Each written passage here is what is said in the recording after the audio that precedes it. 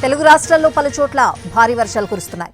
రానున్న 5 రోజుల పాటు కూడా మోస్తరు నుంచి భారీ వర్షాలు కురిసే అవకాశం ఉందని వాతావరణ శాఖ అధికారులు హెచ్చరిస్తున్నారు.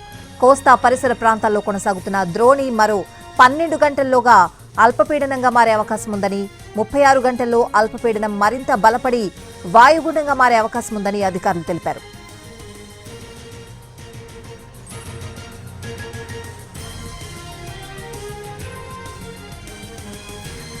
తెలంగాణలో విస్తారంగా వానలు పడుతున్నాయి. నిన్న పలు చోట్ల ఉరుములు, పిడుగులతో కూడిన భారీ వర్షాలు నమోదయ్యాయి.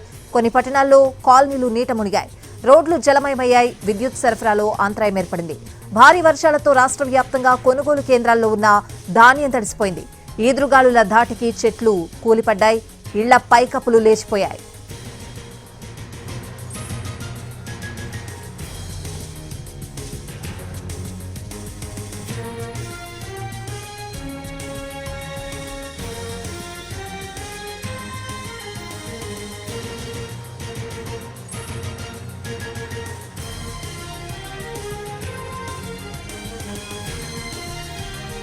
మరోవైపు నార్త్ ఇండియాలోనూ కుండపోత కురుస్తోంది. మరీ ముఖ్యంగా ప్రధాన నగరాల్లో భారీ వర్షాలు దంచికొడుతున్నాయి. ముంబై, ఢిల్లీ, బెంగాల్లో భారీ వర్షాలు పడుతున్నాయి. దీంతో జనజీవనం అస్తవ్యస్తమైంది.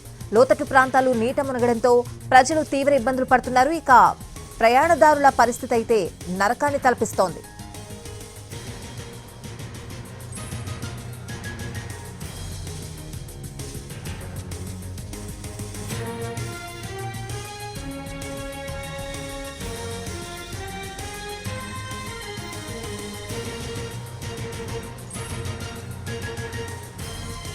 హైదరాబాద్ ను భారీ వర్షాలు అతలాకుతలం చేశాయి. ముఖ్యంగా మలక్పేట్, దిల్సుఖ్ నగర్, సరూర్ నగర్, కొత్తపేట, సికింద్రాబాద్, బోయిన్పల్లి, మారేడుపల్లి, తిరుమలగిరి, బేగంపేట, అల్వాల్ సహా పలు ప్రాంతాల్లో కుండపోత వర్షం కమ్మేసింది. దీంతో పలుచోట్ల రహదారులపై మోకాలి లోతున నీళ్లు నిలవడంతో వాహనదారులు రాకపోకలకు తీవ్ర ఇబ్బందులు పడ్డారు.